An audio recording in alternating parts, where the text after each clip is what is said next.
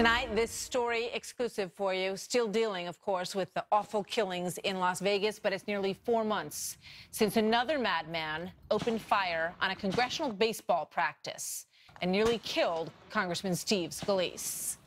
You look over, you see the guy standing there with a rifle shooting through the fence. 2 more rounds go off. The second, third round, one of those hits Scalise. He goes down in the grass just off the dirt of the infield. I was the first out to Steve, and then Brad, another member from Ohio, who's a physician, came out, and we applied pressure on the wound. I did feel a little bit like I was back in Iraq, but without the same assets around me. So yesterday, the story met up with those lawmakers and friends, 3 of Scalise's heroes who helped to save him. Watch. So this is the first time that you all have been back together since June 14th in the same room. Steve, what goes through your mind when you see these guys? Oh, man, it's great to see them all here together. We've all had a lot of individual conversations, but each one of these guys had a role in helping me be here. And obviously, Brad had the background and helped make sure to stop the bleeding enough to where I could make it to the hospital alive. Yeah. I mean, all of you played such an important role.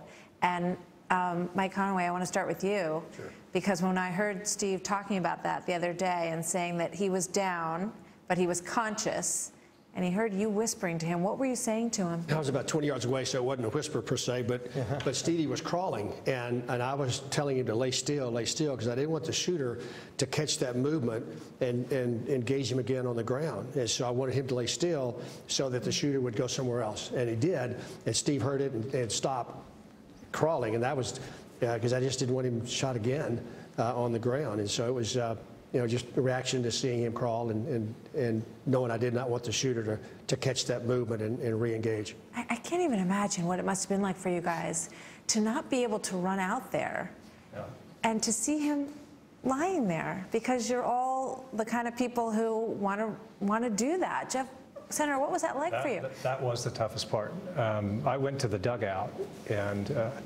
then one of the staffers was shot right in front of the dugout and managed to crawl out. But there were several of us there, and then another staffer came in, and we had to put a tourniquet on his leg. So we were busy doing that, but looking out periodically to see Steve out there and not being able to do anything. Every time you'd put your head up, there's more gunfire. And so, I mean, that was the longest wait.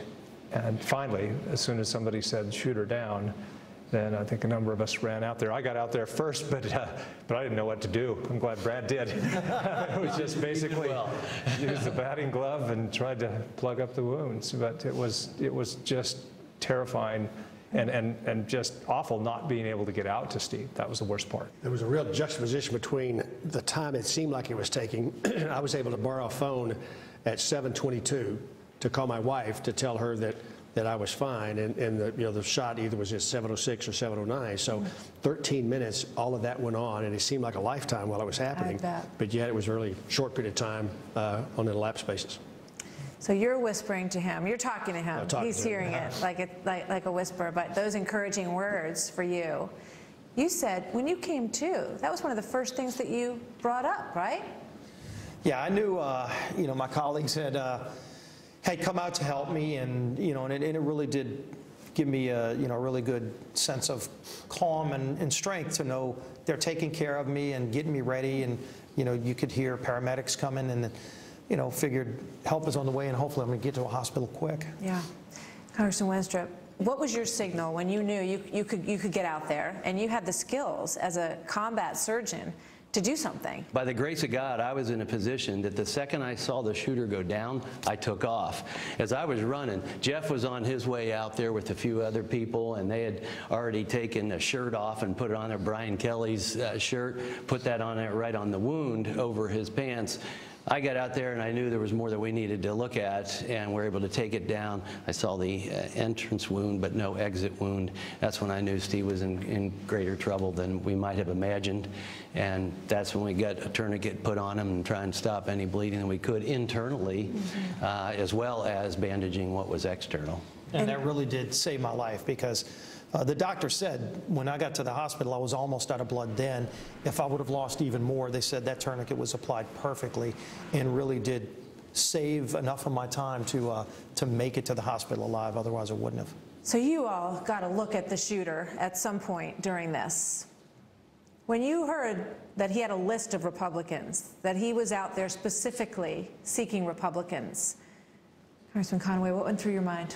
Well, when we first heard the list, Trent Kelly was talking to Jeff Duncan and told Jeff that the guy had, Jeff told Trent that he had talked to him in the parking lot immediately before the guy had asked him, are these Republicans or Democrats? And Jeff said Republicans, and the guy said, oh, okay, just kind of wandered off.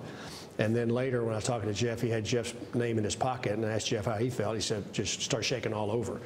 But it was, you know, at the time, you know, we had a couple of guys out there whose names were on that list, and it was a big deal. And I've never been shot at in anger. I did Army training, low crawl through machine gun fire, but they're not shooting at you. But to be shot at is really surreal. I remember thinking that as soon as the first volley went off and turned to run and seeing bullets pitch off of the gravel. And I just remember thinking, us, you know, here? How could somebody look out and see a bunch of middle-aged men playing baseball and see the enemy? And that's the downside of both of these guys being killed, is that we won't be able to know why. Yeah. I mean, what triggered? He had been at practice the day before. One of our guys had seen him sitting in the bleachers. He'd been there since March. That was our last day of practice on that field before the following year.